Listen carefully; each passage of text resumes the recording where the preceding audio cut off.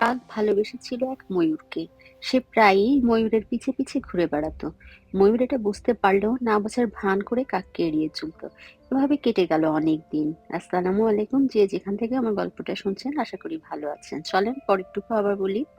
একদিন ময়ূর তার বাসার সামনে একটা হলুদ খাম দেখতে পেল। সেই খামের ভিতরে একটা ছোট্ট কালো রঙের ফুল। ময়ূর বুঝতে পারলো কাকই খামের ভিতরে ফুল পাঠিয়েছে।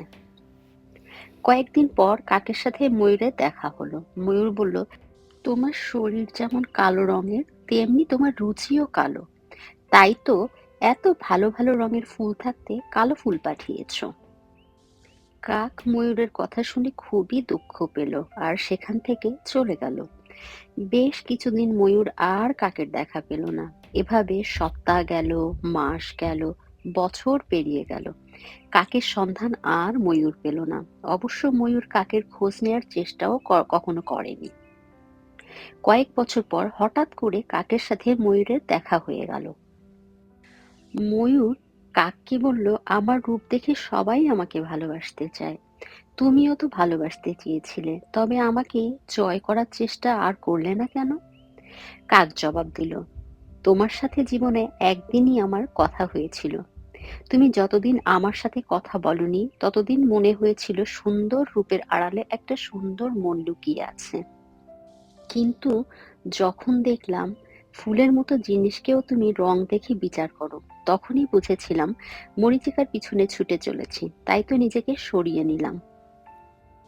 ময়ূর বলল, এখন যদি তোমাকে আমি ভালোবাসি তাহলে তুমি কি আমাকে ভালোবাসবে? কাক বলল, চোখের নেশা কেটে গেছে। চোখের নেশা কেটে গেলে ময়ূরের সৌন্দর্য আর চোখে ধরা পড়ে না। তখন ময়ূরকেও কাকের মতো লাবণ্যহীন মনে হয়।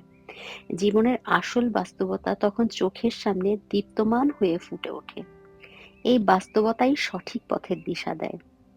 বাস্তবতাকে ভুলে আবেগে আবার গা ভাসালে দিশাহীন নাবিকের মতো অথই সাগরে ঘুরপাক খাবো। কাক ও ময়ূর বিপরীত দিকে হাঁটা শুরু করলো।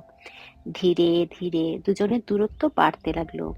এই দূরত্ব যত বাড়বে, জীবন নামক সমুদ্র থেকে তারা তত বেশি মুক্ত সংগ্রহ করতে পারবে। এই গল্পটা থেকে আমরা কি শিখলাম বলুন তো? আমরা শিখলাম, অযাচিত মরীচিকার পিছনে না ছুটে আমাদের নির্দিষ্ট একটা গন্তব্য ঠিক করে আমরা যদি সেভাবে এগিয়ে যাই, তাহলে ইনশাআল্লাহ আমরা অবশ্যই জীবনে সফল হব। আর আপনাদের সাথে গল্প করতে করতে আজকে রান্না করে ফেললাম ডাল চচ্চড়ি, একটা সামুদ্রিক মাছ রান্না করলাম, ফুলকপি, শিম আর আলু দিয়ে, আর পুঁইশাক দিয়ে রান্না করলাম ইলিশ মাছ। এই ছিল আমার রান্না আর গল্প। যদি গল্প ভালো লেগে থাকে প্লিজ লাইক, কমেন্টস আর শেয়ার করবেন। ভালো থাকবেন।